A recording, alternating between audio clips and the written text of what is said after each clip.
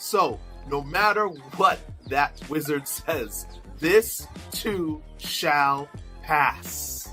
Those food cravings that have a strong hold on you will hold you for tuning in to another episode of Diabetes 180. My name is Lewis Bertus, your physician assistant and diabetes reversal health coach. So this is part 2 of how to break sugar addiction. In our first part, which will be linked in the description section, we talked about how powerful this addiction really is. In this part, we're going to break down 4 steps on how to break sugar addiction. And it can apply to any addiction, really, or any food craving. But these 4 steps are powerful steps that I've used for myself to break through sugar cravings, and also to help family members, friends, and clients do the same. So grab your notepad and let's go. So step number 1, you have to have a strong why. See, in all my years practicing as a physician assistant, the only people who were successful in committing to the lifestyle changes I taught them was that they had a strong why. For some, it was a close family member or friend that has suffered a stroke recently and is now in a wheelchair or debilitated. For others, it was a close friend or family member that died too early, too soon. And while others, had more joyous reasons, like seeing their children and children's children grow up in this world. They all had strong reasons, and because they had strong reasons, those people were successful in their commitments. See, your commitment is only as strong as your reason why. Nietzsche said it best. He who has a strong why can bear almost any how. Once you've found your strong reason why to commit to breaking this habit, you want to surround yourself with reminders of that reason. It could be sticky notes around the house or office. It could be pictures on your fridge. Another great idea is to create a vision board and keep this close to you, because you want to remind yourself every day why you're making this commitment.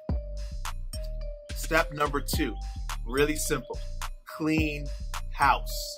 So you want to be able to make sure that you're not surrounded by these food cravings, if you want to break from this addiction, clean your house, clean your office, your pantry, take everything out that all the junk food that you don't want to be snacking on anymore.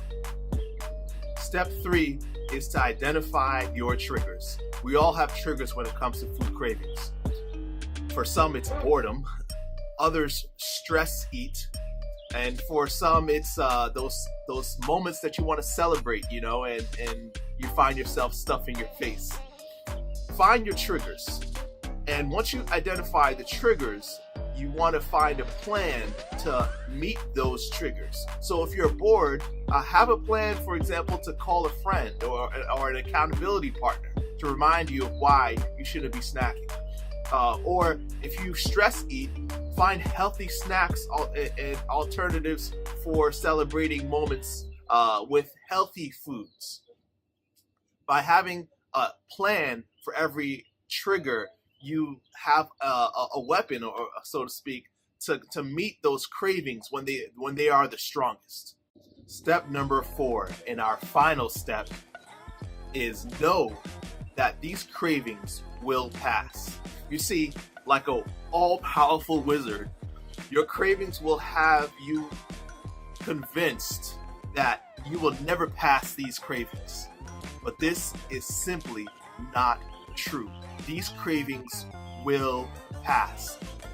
This is because your brain is neuroplastic. What does this mean? This means that the brain can be rewired to function different from how it previously functioned. This is an established fact. Over time, those pathways that you had in your brain, or neural connections in your brain for junk food, will start to weaken. And you'll have new and stronger pathways to crave healthy snacks and healthy food, until craving healthy food is literally a part of your makeup. So, no matter what that wizard says, this too shall pass. You have to believe it. Those food cravings that have a strong hold on you in your stomach will hold you no more. So in summary, these are the 4 steps. Have a strong why and surround yourself with that reason why. Number 2, clean house. Make sure that those snacks and those junk food is not around you anymore. Number 3, identify your triggers and make a plan to meet them. And number 4, know that your cravings will pass. They won't last forever.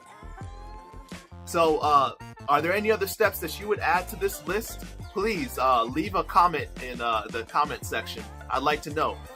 And of course, if you enjoyed this video, like and share it with others so they can also take part and start to practice these lessons to break their food addictions, especially with sugar cravings.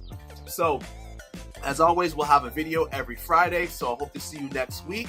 And beloved, I pray above all things that you may prosper and be in good health, even as your soul prospers. See you next time.